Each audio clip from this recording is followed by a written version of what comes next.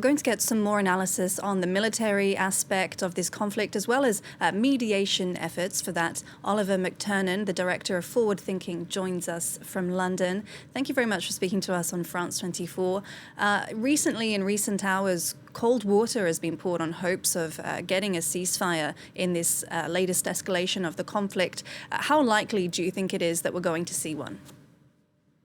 Well, in my opinion, I think a ceasefire is highly unlikely. I've just spent the last week in Jerusalem talking to many people, especially in the political circles, and Netanyahu has widespread support for what he is doing now in Lebanon, and widespread support also for a ground invasion. So it's difficult to see why he should agree to the international pressure for a ceasefire.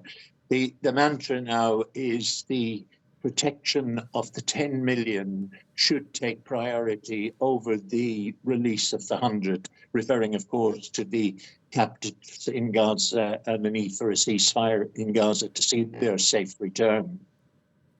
But how do you think everyday Israelis are responding to that? I mean, you say he has widespread support for a ground invasion into Lebanon, but aren't there thousands on the streets in many Israeli cities protesting to get a ceasefire and to get the hostages back? Isn't that a main priority for residents?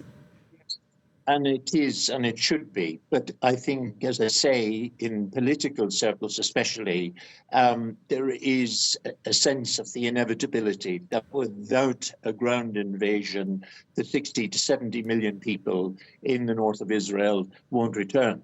My own feeling very strongly is that he should test what Hezbollah is saying, have a ceasefire in Gaza, and in that way secure the safety of the residents of northern Israel and allow them to return to their homes.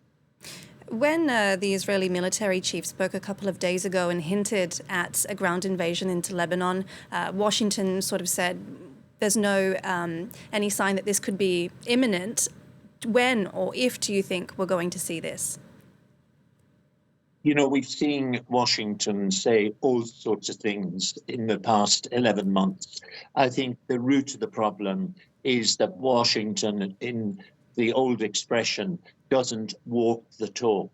At no time have they actually said to Netanyahu, given them an ultimatum saying, unless you put a halt to this, unless you find a way of settling it without the continuing bombing, we will stop supplying you weapons. Whilst they're continuing to supply weapons, is there any reason for him to really listen to their warnings? Right, and the Israeli defense minister said that attacks will continue on Hezbollah until safety has been restored in the north of Israel. But what exactly does that look like? Do we know at what point it's considered safe?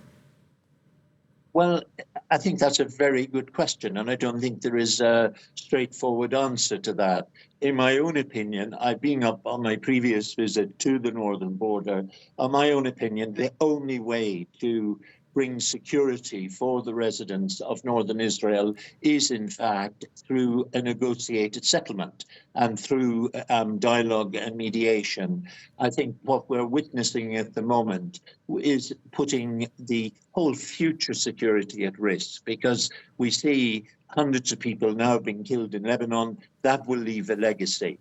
One of the problems, I think, at present is, and I've mentioned this before, you know, the Israeli population is highly traumatized, and including the political leaders. So they're acting in a way without seeing the immediate and long-term consequences of their actions in Gaza and now in Lebanon. And I think they need an outsider. They need someone like Biden or Blinken to say, look, guys, you've got to put a stop to this. It's not going to bring you the security you're looking for. And meanwhile, the number of displaced people, particularly in Lebanon, will also complicate military operations for both sides, wouldn't you say? Yes, of course. You know, the terrible, sad thing I think we're witnessing at present, the whole world order that grew out of the horrors of the Second World War, a rule-based international order, I think we see it being torn up before our eyes, because none of those sort of moral codes seem to be adhered to. You know, you take preemptive action, you can kill 100 civilians if you want to get a single target. All of these things, I think, should be deeply, deeply worrying to the global community, because they'll have long-term consequences for the way we act out our relationships one with the other. All right. Oliver McTernan, thank you very much for your analysis on France 24.